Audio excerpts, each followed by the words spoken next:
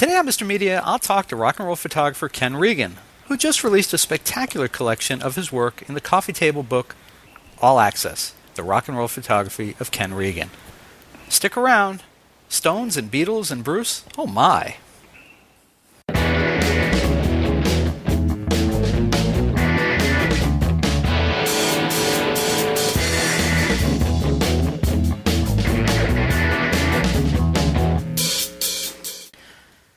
So much media, so little time. Who keeps track of it all? That would be me. This is Bob Andelman, and this is a Mr. Media interview. You know, MrMedia.com, MRMedia.com. Stop by and check it out. There are more than 900 archived celebrity and pop culture interviews for your listening pleasure. The show is brought to you today by Audible. Audible is offering Mr. Media listeners a free audiobook download and a 14-day trial offer to give you a chance to check out their very cool service. I love listening to books on tape. If you've never tried it before, actors or sometimes the authors themselves read to you. It's great for the commute, the beach, or even unwinding before bed. You can choose a free audiobook from Audible's enormous library of rock and roll titles, including Does the Noise in My Head Bother You? By Steven Tyler of Aerosmith, Sex, Drugs, Rock and Roll, and the End of the World, produced by the National Lampoon, and Sex, Money, Kiss by Gene Simmons of Kiss. Here's an excerpt of Sex, Money, Kiss by Gene Simmons. If man was predisposed to being monogamous, biologically, his sexual activity would have been limited to the cave he lived in, without spreading his seed in every other cave he rested in as he hunted the migrating herds. Now don't lose me here. So in the days before civilization, before language and culture, we lived in clans, a few people huddled in a cave. Isn't it true that if man was predisposed to being monogamous, that within a generation or two humankind would have been cross-eyed and retarded? Isn't inbreeding unhealthy? Aren't purebred Dalmatians dumb as a rock? Aren't mutts smart? If nature has given man billions of sperm every time he gets excited, doesn't that mean he's designed to have sex with as many females as possible before he drops dead? I'm not saying he should or should not, only pointing out, isn't that what nature intended? It's no wonder women have been torturing men since the days we crawled out of our caves. Just kidding. You could also download The Profiler, written by famed criminal profiler Pat Brown and yours truly, which Pat will read to you personally. To download your free audiobook today, go to audibletrial.com/radio. Again, that's audibletrial.com/radio for your free audiobook. Mr. Media is recorded live before a studio audience with tinnitus in both ears and no regrets in the new media capital of the world, St. Petersburg, Florida. Photographer Ken Regan was there when Bob Dylan met Bob Dylan 2.0, Bruce Springsteen, for the first time. And he was there when the Beatles landed in New York City on that fateful day in February 1964. He also shot pictures at Keith Richards' 1983 wedding to Patti Hansen and captured images of a Rolling Stone that day just about as happy, healthy, and delighted as you'll ever see that man. In All Access, the rock and roll photography of Ken Regan, you and I get to see everything that this American master saw when he was on the scene of pop music's greatest moments. Those include back-to-back tours with the Rolling Stones and Bob Dylan in 1975, the band's last waltz, George Harrison's concert for Bangladesh, and Live Aid in 1985. He's gone on assignment for the best of the best in American journalism, including Time, the New York Times Magazine, Rolling Stone, People, Newsweek, Life, and Entertainment Weekly. I can tell you from my own limited experience covering rock and roll as a journalist in the 1980s and traveling to concerts and events with photographer and then my then roommate, Dennis Osborne, that the shutterbugs see, hear, and experience things that no one else does. These guys and gals get special access because they're entrusted to capture moments on film, not in written or recorded words. The irony is that, as that old song goes, every picture tells a story, don't it? Sometimes the photographer's images are more candid and more revealing, maybe always, than anything us ink-stained wretches can take away. Let me put it another way. Whatever great on-the-job stories you have, I'll wager that the photographers are better. Ken Regan, welcome to Mr. Media. Thank you. Good to have you here. The first thought that came to me after reading All Access is this. People seem to like you. I don't know why. Must be my Irish heritage. Well, we all, as you know, everybody can look at a photo and get something different from it. But the thing I got from photo after photo is that these people they're comfortable, they're relaxed, and people who don't usually smile even seem to be letting up a little bit with the corners of their mouth when they're being shot by you.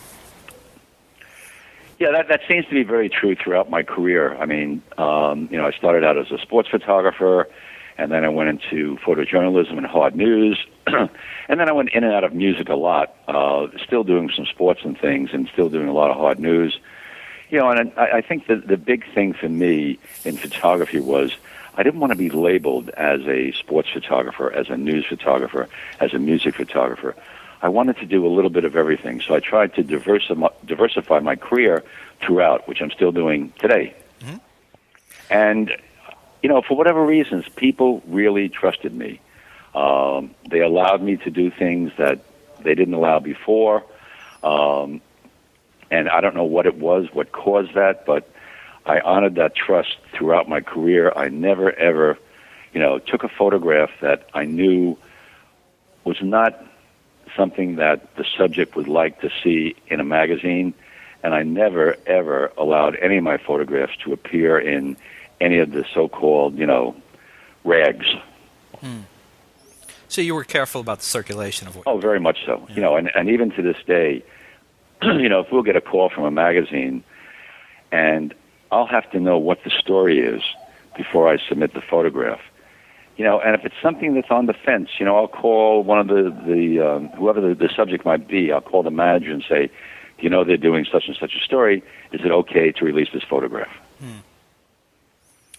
It seemed to me over the years that musicians, rock stars, if you will, they have all kinds of people coming and wanting to take pictures of them, and you after a while, when you start to see that side of things, you can see why some of them build up some real resistance. Oh, sure. They have some of the worst photographers. They have people who are fans first and photographers second. And then They have professional guys like you.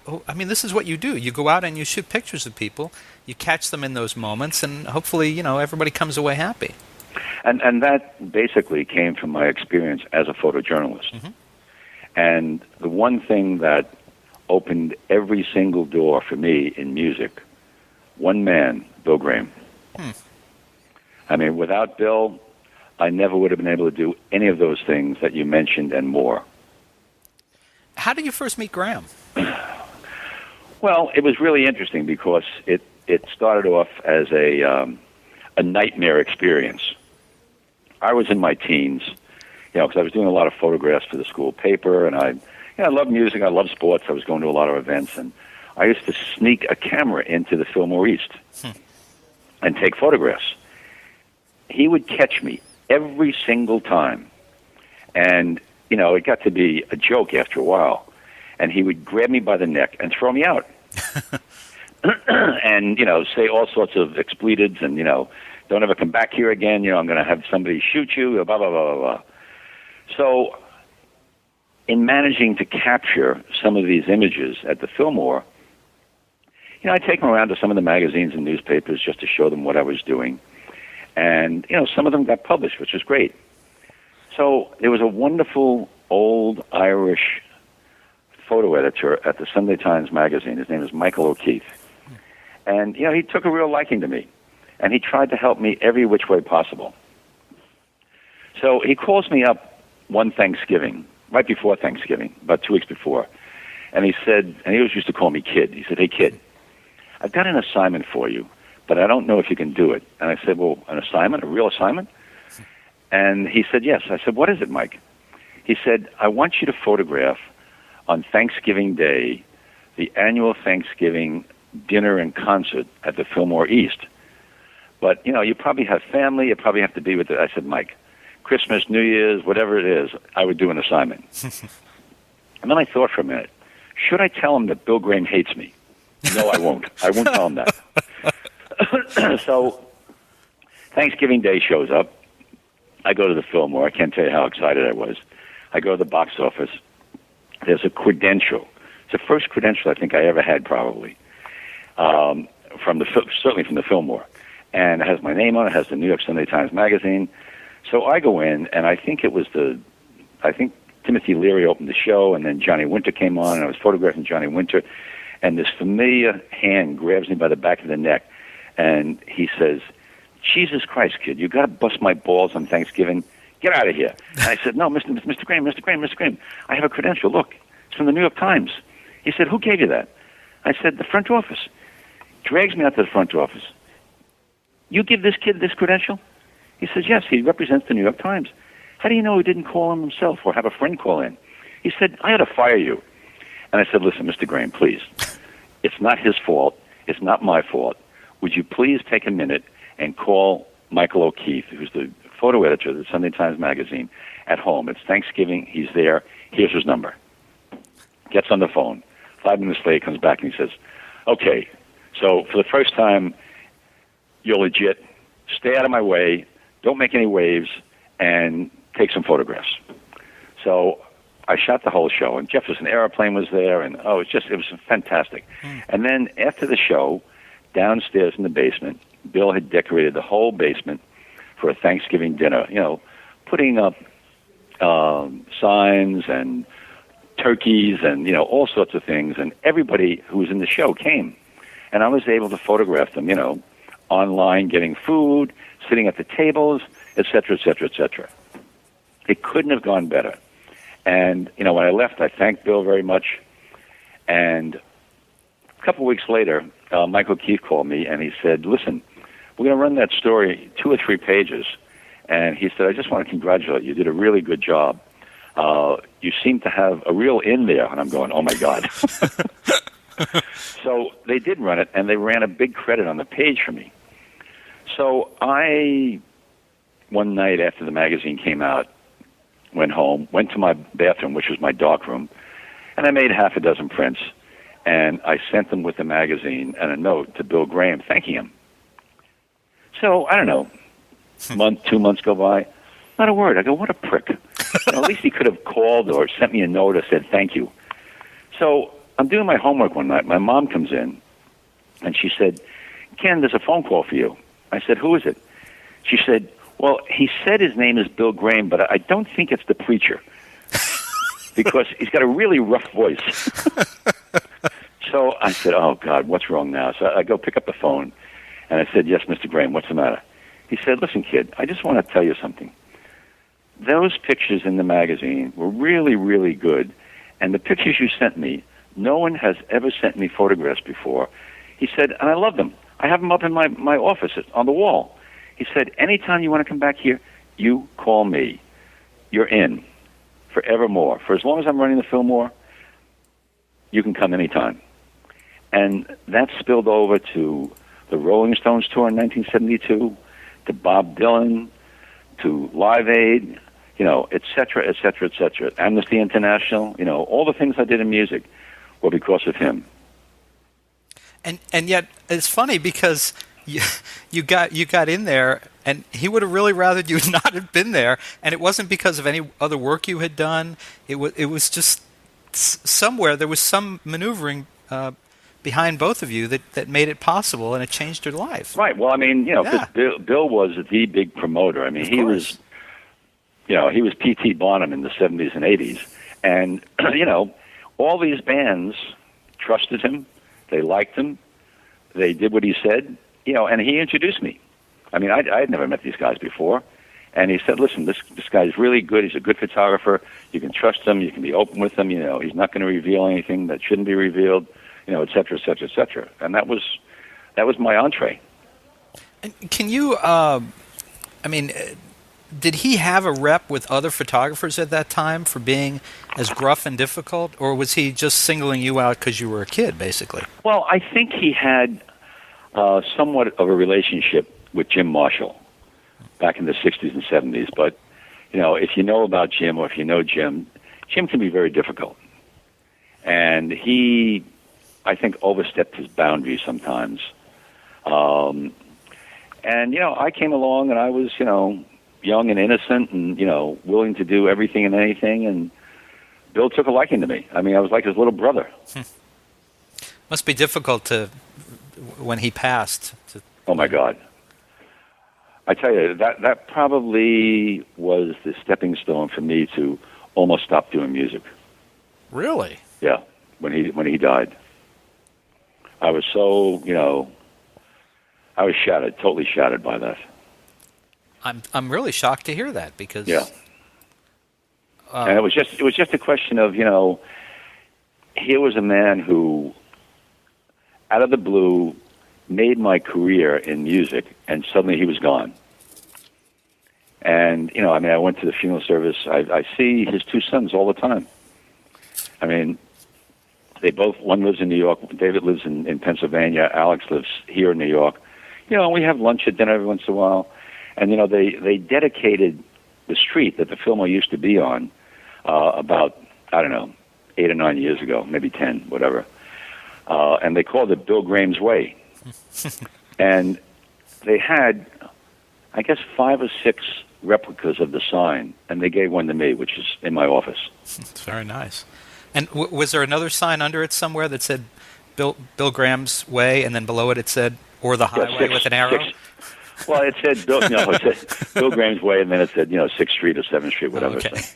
It would have been good if it said or the highway. I know, yeah. Well, what was it? There's other things I want to ask you about, but I got to ask you, what was it, or who was it, that convinced you to keep shooting music after he passed? If you were that, well, Bob, sometimes you reach a point in your career, no matter what it is, and in my particular career as a photographer, as I said, it's always been very diversified. When I started out doing sports, after about 4 or 5 years, and I was an athlete in school, I just said, I've really had enough of this. I want to do something else. And I think at that point when Bill passed away, I had done so much music, and I didn't know that there was anything left for me to do that I really wanted to do, And, I still do a couple of things with Bob, and I do a couple of things with James Taylor, but, those are just because they're friends and they ask me and I do them. I don't go out and solicit stories anymore like I used to Time and Newsweek and People and all that, so... Mm-hmm.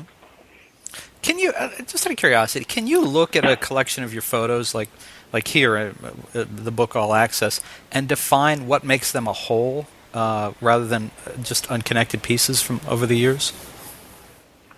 Well, doing this book and going through everything, which took us forever, and my God, if it wasn't for the picture editor who I had the publisher hire, her name is M.C. Martin, and she and I worked together at People magazine for 20 years. I don't know what we would have done because I'm my worst own editor. And just going through all this stuff, it was incredible. She would come into my office. She'd go, "Look, Ken, my God, look what I found. I don't remember this image when we shot it for People." And she had so much enthusiasm. And it just hyped everybody here in the office because it was a laborious process. It really was. And, the fact that I have 3.5 million images in my library. Yeah. And it covers everything. I mean, it covers wars, it covers politics, music, sports, fashion, on and on and on, And every time I walk in that back room, I say, how did I do this? How did this happen? I'm always overwhelmed by it. I just feel like I'm one of the luckiest people in photography ever. Well, I want to ask you one more question, then we'll take a break and come back and talk about some specific photos in the book.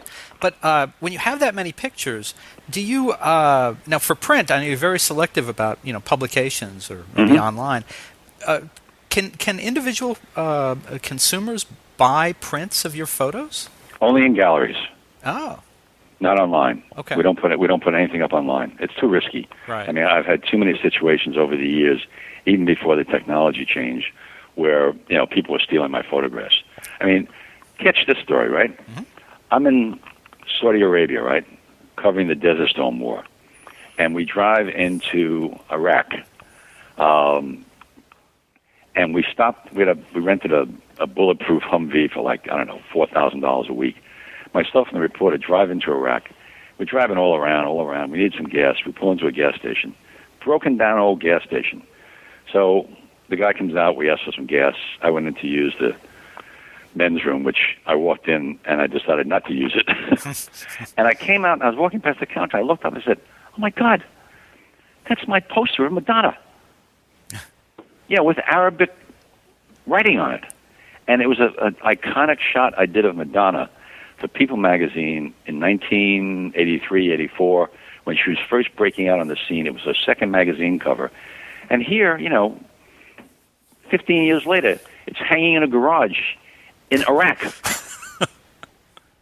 And it was ripped off. I mean, I get that. Yeah, as that, and that happens. I mean, I finally gave up. I spent so much money on lawyers trying to have things, cease and desist. But it's just fruitless. But no, we sell things in gallery. I only started doing gallery shows about 4 years ago, I guess, at the Pop Gallery, and I just switched galleries this past year. I'm with the Morrison Hotel Gallery in New York. Mm-hmm. And now, because of the book, there's a lot of interest. There's 2 galleries in California that want to do shows, one in Canada, one in Ireland. Well, actually, I did a show in Ireland last year, a Bob Dylan show. But, we're suddenly getting a lot of interest from a lot of different galleries. Mm. Yeah, I can imagine people. I mean, I look at pictures in this and go, "Wow, I'd love to get a print of this or that." It's just, it's amazing what's there. All right, well, let's do this. Let's take a quick break, and we'll come back and talk about some specific photos in the book. This is Bob Andelman, and you're listening to, and hopefully watching, the Mr. Media interview with rock and roll photographer Ken Regan, some of whose greatest work is collected in the new book, All Access, The Rock and Roll Photography of Ken Regan. And we'll be right back.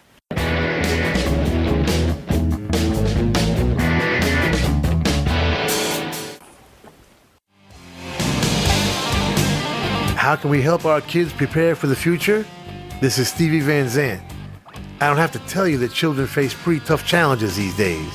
It can be pretty hard to keep them involved in their schoolwork. We adults need to make sure our kids find something in school that really sparks their interest. And nothing does that like music. Not only is music in school fun, but studies show that kids who learn music find science and math concepts easier to grasp, and that they show significant increases in self-esteem and thinking skills. Music and creativity go together. Your school music teacher can tell you all about it. So help prepare your children for the future. Art is not a luxury, it is an essential component of the quality of life. Encourage them to learn to love music. A PSA brought to you by MENC, the National Association for Music Education. Music, part of a sound education. Hi, this is Ron Dante of the Archies. You're listening to Mr. Media, and he'll get no sugar from me today unless he plays my record.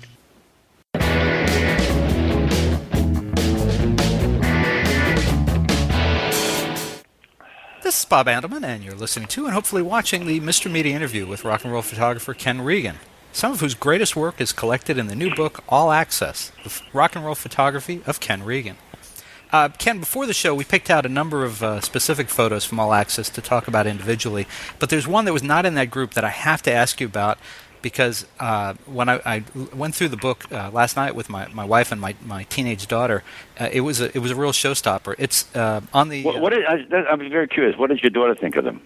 She was fascinated. She didn't recognize Madonna in the Live Aid photo, which I thought was very interesting. Yeah. She was too young. She's used to. I mean, Madonna and I are the same age. She's used to seeing Madonna at her dad's age, not 20 years old. Yeah. And then there was this. Go ahead. I'm sorry. I have that same problem here. I have 2 young assistants who just graduated from photography school, and would go through things. And I have these quizzes. So I say, "Okay, who's this?" They have no idea. Who's this? They have no idea. But they're learning. Yeah, well, that's it. I mean, my daughter has and plays electric guitar, and she can play a little Clash. Oh, cool. She can play a little Ramones and the Dolly Rots. But these older photos that you and I are so accustomed to, whether they're yours or someone else's, they don't connect. No. She's seen Bruce Springsteen live, but she knows a Springsteen who's in his mid-50s. Sure. She sees a picture of him with Bob Dylan. Well, Bob Dylan hasn't changed as much as Bruce Springsteen has in that period of Right. time. So, it's interesting. But this one photo that stopped all of us dead was right on the title page. It's this picture of Simon Le Bon from Duran Duran standing. You got to explain. He's standing on the edge of the steel structure overlooking a city. It's 1985. What's going on there? And where were you taking the picture? Well, I mean, I must compliment Simon for doing that because, as you can see from the photograph, it was a little hairy. Yeah. They were doing a music video for a James Bond movie. And, we were all up and down the Eiffel Tower, and I saw this spot, and I asked the guys if one of them would like to, sort of lean out a little bit so we could, emphasize the Bond thriller and all that. And Simon said, I'll do it. And, I had an extremely wide-angle lens so you could see him and the tower and the city and everything. And I'm sorry, where was that? On the Eiffel Tower. It was the Eiffel Tower. Okay, That's what I guessed because of the steel. Yeah. The steel kind of gives it away, but it's an amazing picture. And thanks. Ironically, in the introduction to the show, I talk about my photographer friend Dennis Osborne from back in the '80s. My favorite story of covering something with him, because we were a team wherever we went, was when Duran Duran, I believe they started their U.S. tour in Lakeland, Florida, where a lot of bands did. Rolling Stones would start their tours there. Sometimes Prince did.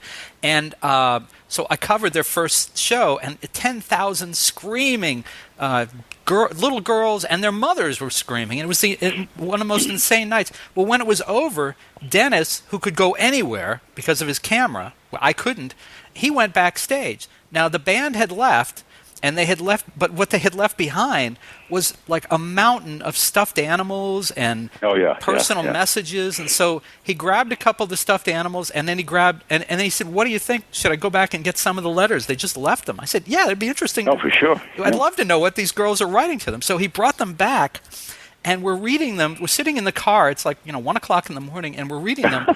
And your eyes. I mean, I was only 23, 24 myself. Yeah. And my eyes were popping out of the sockets reading what these little 12 and 13-year-old girls and how they wanted to F this and F that. Oh, yeah. Oh, my God. John Taylor. Yeah. So here's the end of the story, and then I want to get back to your stories. But I worked at something called Music Magazine. It was a weekly free review type of thing.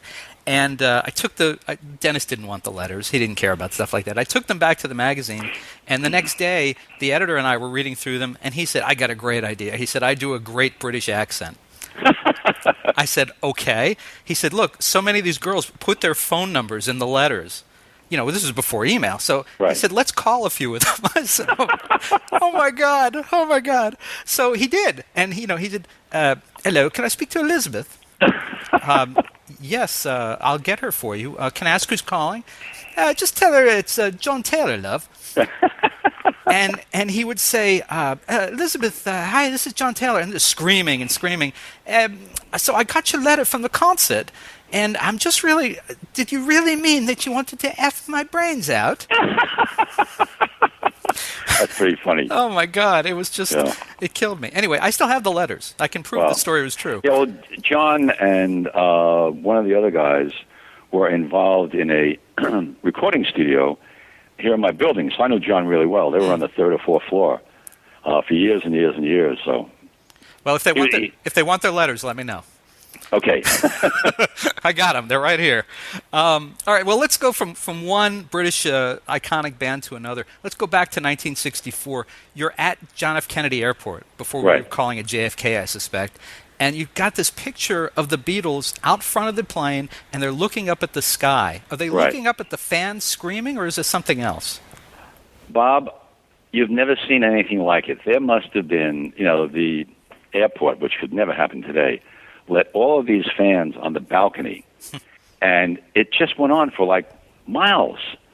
And when the Beatles came off the plane, all these kids, on the railing was screaming and yelling, and I'm sure the Beatles never witnessed anything like this before because I don't think anybody did. So that's what they were looking at.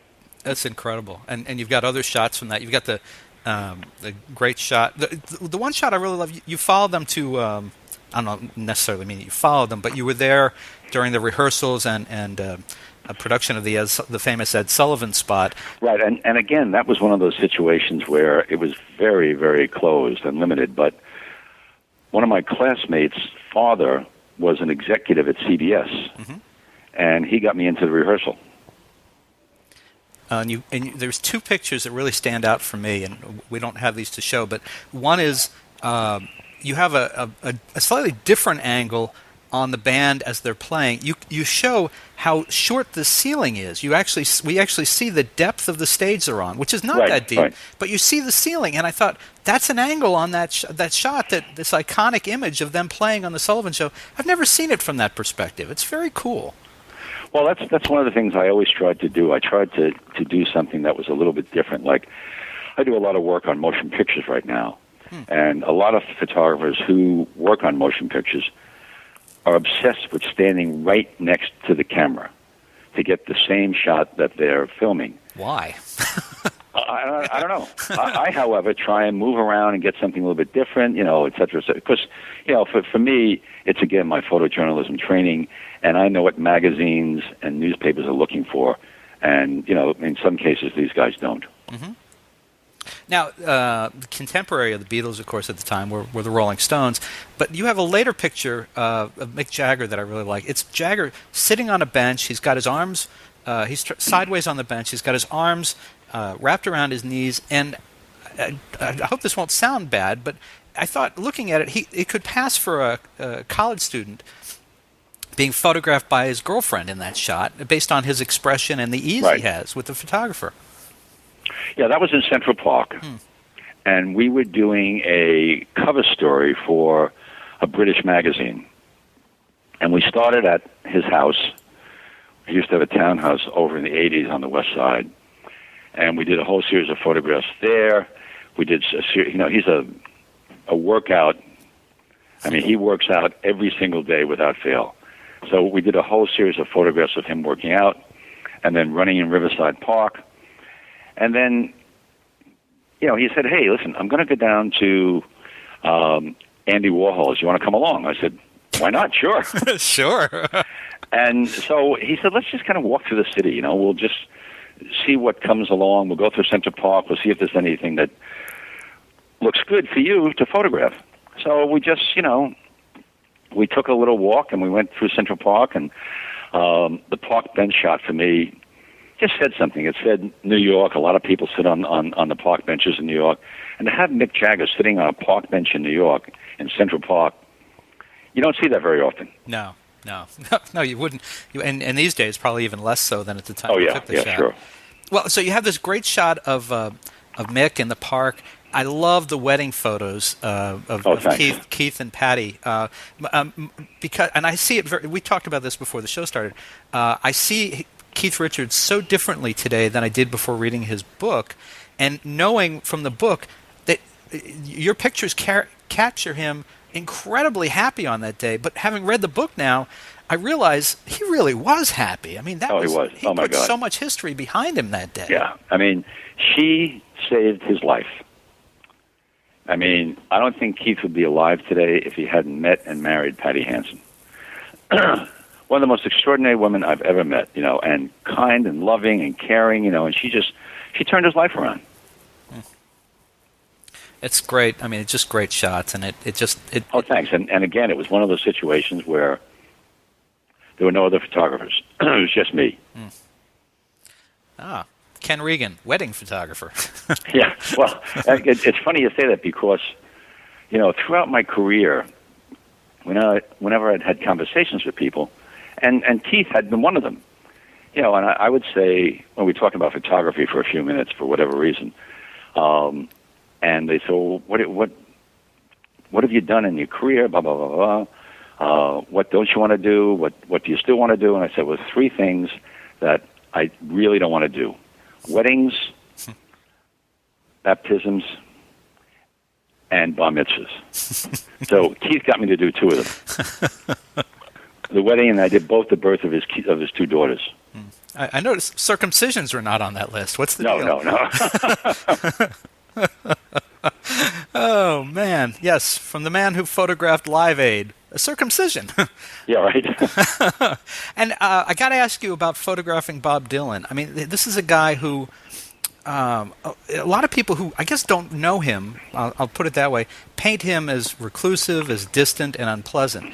But I see him very differently in your pictures, and I wondered, how did you've photographed him a lot, how did you reach a point of trust with Bob Dylan? Well, I grew up idolizing Bob Dylan.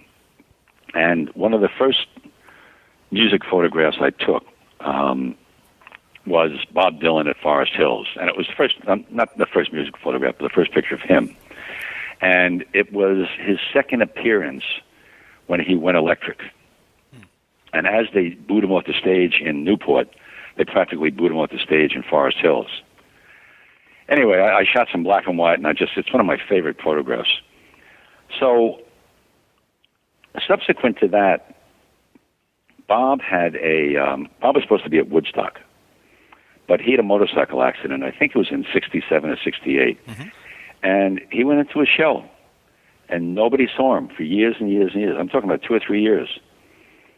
So there was a tribute to Woody Guthrie at Carnegie Hall.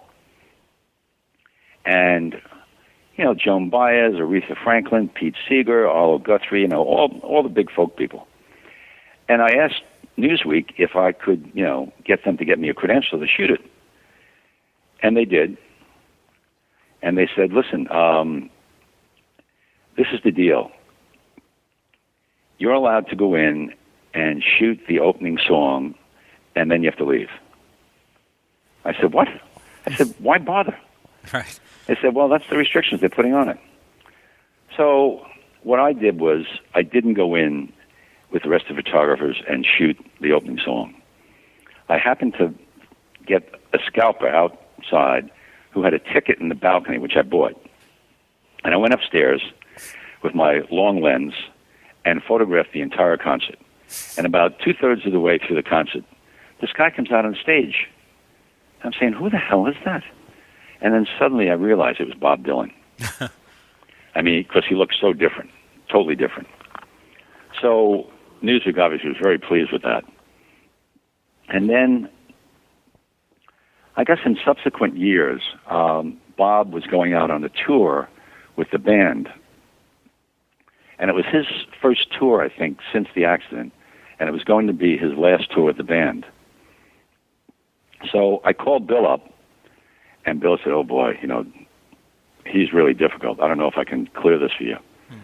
And I said, well, Time Magazine is asking me to shoot it, Bill, and they want to do maybe 2 or 3 pages of color. He says, yeah, well, that doesn't mean a thing for Bob. So about a week went by, and Bill said, okay, this is the deal. You can come out to Chicago, and there's going to be 2 shows there. You can shoot the shows. I'll actually be able to get you up on stage for some of the numbers. But you can't go backstage, don't bother Bob, don't get in anybody's way, et cetera, et cetera. I said, great. I called Time up, and they said, sure, go for it. So I go out there, and, Bob Dylan and the band, it was very exciting. I shoot the first day, and Bob actually came over to me and said, oh, you're the guy Bill Graham recommended. You're shooting for Tom. I said, yes. He said, well, nice to meet you. That was it. And during the first show, in the audience was this woman, and she was probably in her 60s, surrounded by screaming kids, 14, 15, 16 years old. And some long-haired hippies who might have been a little bit older. So I always like to photograph, audiences, especially if there's something interesting. So, and this was an interesting photograph because here's this woman amongst all these kids. So I took some pictures of her. I come back the next night, and she's there again. I'm going, this is bizarre. So I photographed her again. So at the end of the show, I went back to thank Bill Graham for everything. And he said, Bob's doing another show in New York. If you want to shoot it, check with Time Magazine. I'll see if it's okay because, he seemed to have no objection to you. I said, fine, I'll let you know. I said, Bill, tell me something.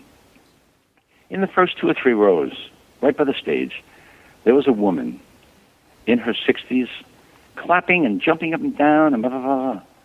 He said, why are you asking about her? I said, I was just curious. I took some photographs of her. He said, you took photographs of her? I said, yeah, why? Did I do something wrong? He said, Ken, that's Bob's mother. Don't ever, ever, ever release those photographs. Oh, my. So, I don't know how much time passed, but I sent some photographs to Bob. I'm very good about doing it. I like doing that, just as a payback. It's the least I could do. And I sent some pictures of his mom with the pictures of him and the band on stage. And I said, Bob, I explained very briefly that I didn't know it was his mom. Bill Graham told me, don't worry, the pictures will never be released. But I thought, I might like to have some. So fine, never heard from him. And I guess it was maybe, 9 months later or whatever. I got a call at 3 or 4 in the morning from Bill Graham's partner, Barry Imhoff. I'm sound asleep. And Barry says, what are you doing? I said, Barry, you guys in L.A. always call people, on your time, and it's like the wee hours of the morning, and you ask me what I'm doing. I'm sleeping. So he says, well, listen, what are you doing in the next couple of months? And I said, Barry, I have no idea. I said, I'm doing a lot of photojournalism. I'm traveling all over the world. I don't know why. He said, well, there's a tour coming up, and we'd like to talk to you about it. And I said, whose tour? He said, let me put somebody on the phone. So this guy gets on the phone, and he says, hi, my name is Louis Kemp. I own Kemp Fisheries. I'm going to kill Barry. This is some kind of a joke. So Louis then explains to me he grew up with Bob Dylan in Minnesota, boyhood friends, and Bob has asked him to help out on this tour that he's doing that Bill Graham is going to promote. I said, fine. He said, well, we've heard some good things about you. We've seen some of your work. Can you do the tour? And I said, Louis, I just don't know. I can't answer this at 4 o'clock in the morning. So, and I said, Louis, I just want to say something. If this is a joke, tell Barry I'm going to hunt him down. I'm going to kill him. And he said, just a second. And Bob gets on the phone. And Bob says, listen, I'm sorry we disturbed you. I really like your work a lot, and that was so nice of you to send me those pictures of my mom. I really appreciate that. I really appreciate you not releasing them. Could you meet us at SIR tomorrow to talk about this tour? And I said, sure. And he said, bring your portfolio over if you have one. So I went over and we spent, a half hour, 45 minutes, showed him all my work. And he said to me, listen, he said, I'm going to do something that I've never, ever done before. I've never allowed this to happen before, but I want you to photograph this tour 24/7. Wow. Every minute of the day, I'm yours. I'm accessible. Everybody on the tour is going to be accessible. There's no restrictions. You can do whatever you want. And, 3 months later, I shot 13,750 photographs. Wow. Yeah. And Bob's never done that before. And I don't think he's done it since. Yeah. Well, it's a big, And he just opened up. He was a whole different person. And delightful to work with. And, he'd sit down at these meetings we'd have, and he says, okay, we're going to Massachusetts in 2 days. Anybody have any ideas up there where we can shoot? Because they were doing a movie, which he was directing, called Ronaldo and Clara. Jeez. People would pitch out ideas and blah, blah, blah, blah, blah. And he said, Ken, you're home in Massachusetts. What about you? So I suggested this place, which is legendary. It's called the Dream Away Lodge. And it's run by this old gypsy woman, and it's an extraordinary place. We wound up shooting there for a whole day. Not only did we wind up shooting there, but Mama, who owned the place and plays guitar, Bob took her to Boston, and she became the opening act in Boston. Oh, my God. Here's this gypsy woman, dressed like right out of Central Casting on the stage in front of all these kids in Boston playing 2 songs. Oh, man. And then, that cemented the relationship, and I've been working with Bob ever since. It's quite a story. Yeah. Wow. Now I'm looking at the time, and I feel like I could keep talking to you for hours about this, but I won't do that. I do want to ask you about just a couple more pictures, and Sure. we'll let you get on with your day. I love this shot, and this is this is so different from pretty much anything else in the book. You have this picture of the guys from Run DMC in the convertible blocking the street in front of the Hollis grocery, I guess in Queens. Yeah, that's in the hood. Yeah. Tell me about that, and why you for that shot? Well, People Magazine hired me to do a story on Run DMC, and I met them out there. We were all over the neighborhood, and they had this car, and it just, when you're on a shoot and you're with people and you see the surroundings, you try and come up with something that is imaginative, creative, different. And I just envisioned them with this, convertible in the hood with the store, everything like that. And they had their security guard with us who blocked off traffic. So we kind of shut down the street for 10 minutes maybe. And it turned out to be really good. Everybody loved it. Mm-hmm. Now, the shot I see is black and white. Yeah, it's black and white. It would not have been the same picture in color. No, definitely not. No. Yeah. And I always shot everything both in black and white and color for the most part, whenever the opportunity lent itself, because, I had an agency. We used to syndicate things all over the world, and, especially in Europe, they were more prone to use color than black and white. Mm. But you're absolutely right. It works so much better in black and white. Oh, it's just it's an amazing photo. Oh, thanks. And I got this is a little off topic for the photos in particular, but I'm curious, how has digital photography affected what you do over the years? I don't even want to go there. Okay. I just about maybe a year and a half ago had to convert to digital, and I hate it. Mm. I just don't like it at all. And it worries me because people lose things. Mm. And, I'm printing things from negatives from 20, 30 years ago. And, we've had a couple of instances where I did a shoot for Rolling Stone 2 or 3 summers ago with James Taylor up in Massachusetts, where we both happen to live. And James is very athletic, and he's into rowing, and he's got a 2-man scull. So I don't know if you know what that is. Yeah. Okay. So we went out in the lake, and it was like, 5 o'clock, 5:30. The sun was starting to set. The sun was glistening off of the water, and I shot this picture of him. I closed down the aperture so it's a silhouette. And it was just, it's one of those pictures you look at, and it looked great. And I saw it instantly because I had a digital camera. Came back to land. We were finished with the shoot for the day. Gave it to my assistant, who put it in the computer. We got back to New York.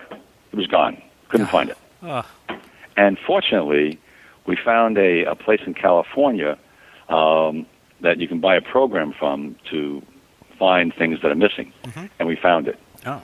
Well, but, on another occasion, I was doing all the photography for Jonathan Demme, who's a good friend of mine, on Manchurian Candidate. And we were doing these pre-production shots. And we rented a big studio. We had Meryl Streep, Denzel Washington, John Voight, Liev Schreiber, on and on and on. And it was my very first, I think, major shoot with a digital camera. And I had the technicians come over. I had my assistants who were familiar with digital camera. And we did all these tests the day before. And the next day we come in to look at the test on the computer, gone. Mm. And I called the technician in a panic. He came over. He couldn't figure out what was going on. And I said, because they wanted digital because they were in a big rush. And that particular day, the set designer was there. I said, listen, I'll shoot some digital, but we got to shoot film. I said, this is what happened yesterday. This happens today. You're screwed. Mm-hmm. So we shot Polaroids like I used to shoot. We shot film. We shot digital, and it all worked out. Wow! Now, are you converting your 3 million photos to digital for? Well, Tom and Taylor, who worked for me, and Kelly before her, what they've been doing over the last couple of years is they've been downloading important images into the computer and then onto a hard drive. And then maybe storing them in multiple locations. So. Well, you know the famous story about Jacques Lowe? No. You know who he was? No, I'm afraid I don't. Jacques Lowe was a very, very excellent French photographer. And back in the 60s, he was doing a shoot for Paris Match with a very young Jackie Kennedy, who was engaged at the time to JFK. And she took a liking to him. So when she ultimately married John and went to the White House, every time there was a special shoot, she hired Jacques Lowe to shoot it. I mean, he had amazing access, just incredible photographs.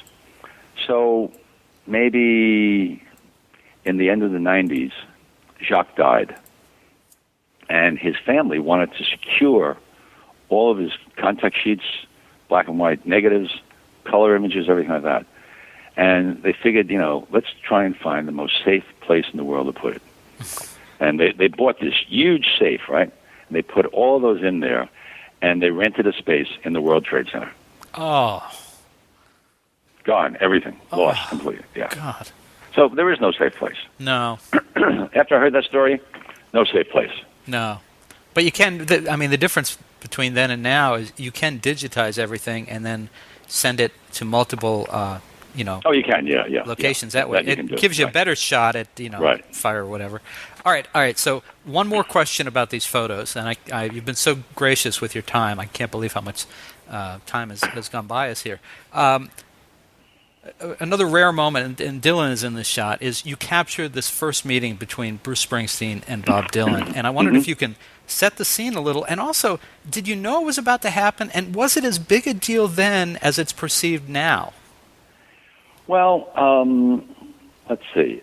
I think it was a really big deal because, Bob was the guy, and Bruce was coming up. And Bruce was getting a lot of play. I think that summer or sometime that year, Bruce appeared on the cover of both Time and Newsweek the same week. 73, right? Yeah. So it was a year before the tour. Mm-hmm. So, yeah, he was getting big. And, we had people coming in and out of that tour, everybody wanted to come on the tour. We had no idea that Bruce was going to stop by in this venue in Connecticut to say hello. And as often was the case, I was in the dressing room with Bob and some people, or just Bob and myself. And, there was a knock on the door, and somebody came in and whispered in Bob's ear, and Bob said, yeah, sure. And Bruce walked in. And it was like, oh, my God.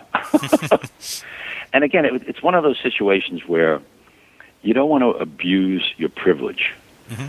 So I stayed there maybe a couple of minutes, took what I thought were the good images, and then I left him alone. It's amazing, this picture, because Dylan looks younger than Springsteen. Dylan does not have a beard in that picture. Yeah, and he looks like the kid, and Springsteen looks like the withered old veteran. Yeah, the old guy. Yeah, I know. It's funny. It's a great photo. Yeah, and Bruce is great. I worked with him, through the years a couple of times. I had on a show on the show about a year or two ago a guy named Tom Weschler, who was Bob Seger's road manager, and photographed everything that Seger did for like 20, 30 years. Funny, I was just looking at Bob Seger photographs yesterday that I did. Oh, well, something, yeah. Well, he has a picture of the first time that Seger and Springsteen met, and it's a similar kind of moment, in backstage kind of thing. And, it's just very cool to see another one of these. I mean, these are, Springsteen and Seger and Mellencamp, guys like that. That's my, those are my things. Yeah. And to see these pictures of them meeting these, Dylan or whatever, it's just very cool to be able to have that backstage access, basically. Yeah, it was great. It was just, I had that access with the Kennedy family, which was amazing. I was Ted's kind of unofficial photographer for 25 years. And, just, again, went all over the world with him, went, to family affairs up in Hyannisport, and had incredible. I must have almost 200,000 pictures of Ted and his family. Oh, my God. Well, and you have a picture in the book of Ted with Linda Ronstadt, right? You're right. Yeah. At Tanglewood, sure. Yep. Yeah. Great shot. So. All right, so last question. We'll let you go. Okay. Completely unrelated to rock and roll. You mentioned that you're doing a lot of movie work, and then I also was told that you're doing some work on the Showtime series, The Big C. Can you tell us a little about what you're currently doing? Well, the last year or so, I worked on 3 amazing projects. The first one being in Budapest with Angelina Jolie. She's written, produced, and directed her first film that she's not starring in. Mm-hmm. And it's a love story about this couple from Bosnia. And she was extraordinary. I mean, so kind, so generous, she must have been studying this for 2 or 3 years because she did not make a mistake. Everything she did was perfect. And what was really interesting, she decided to do the film both in English and in Serb-Croatian. Wow. So she'd do 3 takes in English and then 3 takes in Serb-Croatian. And all the actors were Serbs and Croatians. And so I went back and forth to Budapest like 2 or 3 times because I couldn't be there for the whole film. She wanted me to be there for the whole film, but I had other commitments. And it was great. It was just really terrific. The movie is opening in December. I think it's already been picked up by a couple of festivals. Yeah, I just saw a story in this week's Entertainment Weekly about it. Yeah, that's my photograph. Oh, okay, yeah. Yeah, the big one. Small World. Yeah. Yeah. Oh, there you go. And so while I was doing that, I was doing Nurse Jackie and, 4 or 5 different pilots. Now, Nurse Jackie is the Edie Falco series. Right. Which I've done for 3 years and hope to do it again this year. I finished that, and then in the early part of the winter, in January and February, we were doing some other, some magazine things and a couple of pilots and things. And then I went on to Big C, which I'd done the year before. And Laura Linney and I have been friends for 10 or 12 years. She has a home up near me, and we're really good pals, and she's wonderful to work with. And it's a really interesting show because of the nature of the subject. She's got stage 4 melanoma. And it's so well written and well directed and a really good cast. And we just finished the second season, the end of June, which will start airing, next year. And that show did something that a lot of people thought would never happen. It's been great for Laura Linney, but the girl whose name completely escapes me, who was in Precious, it actually showed this completely different side. Gabby, my God, she's so great. She's so much fun. It's so...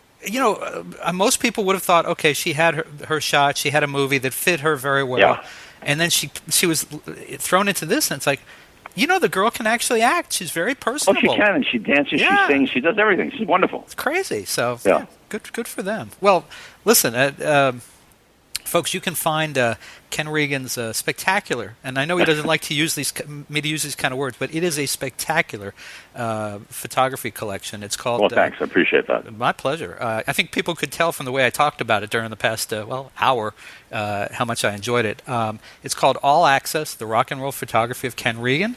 It's in... one other thing, Bob. Let me interrupt. Sure. All Access, Rock and Roll Photography of Ken Regan, published by Insight Editions, Palace Press. We could just put a little plug in there for the publisher. Absolutely. So it's Inside Editions - Palace Press. All right. And I want to tell people you can get that in great bookstores everywhere, or you can order it right now at a great price at mrmedia.com, mrmedia.com. And Ken, I understand you have a website. It's kenregan.com? Yes, it is, yeah. All right. People can find out more information there. I imagine... And the book is already on Amazon. Okay. Yeah. That... easy to find, easy to order, and well worth the time and money. Great collection of stuff. And Ken, thank you so much for joining us, Mr. Media. Oh, thank you. I really appreciate your time and your effort. You've been very easy to talk to. I appreciate hearing that. Thank you so much, and please come back and talk to us again soon. Great. Take care now. All right. Bye-bye. Bye-bye. And folks, for more original interviews with America's top up-and-coming musicians, surf over to our main website, mrmedia.com, mrmedia.com. If you've enjoyed today's show, you can subscribe for free to Mr. Media via email, RSS, or iTunes, and you'll never miss a show. You can also download our new free Mr. Media mobile app for the Android on the Android market. And, of course, you can listen with a piece of string and a tin can in most parts of my hometown, Brooklyn. Show your support of Mr. Media by supporting our sponsors, including Audible. To download your free audiobook today, go to audibletrial.com/radio. Again, that's audibletrial.com/radio for your free audiobook. And if you are in the New York, New Jersey, Pennsylvania metro area, I got another sponsor you can call on. It's the partyauthority.us. Call DJ Ira for all your party entertainment needs nationwide at 1-800-DIAL-DJs or visit their website, thepartyauthority.us. And I'll give you a little hint, DJ Ira, my brother. If you've got an idea for a guest, a comment on today's show, or would like to advertise on Mr. Media, email me directly at bob@mrmedia.com. You can also call our 24-hour listener line, 1-727-498-4711. Some messages may be used in an upcoming show, and unless you live next door to me, it's probably a tow call involved. You can also follow me on Facebook, Twitter, or our new YouTube video channel. Thanks so much for joining us today, folks. I really appreciate you sharing a piece of your day with Mr. Media. Thanks for listening. Thanks for watching. See you next time, everybody.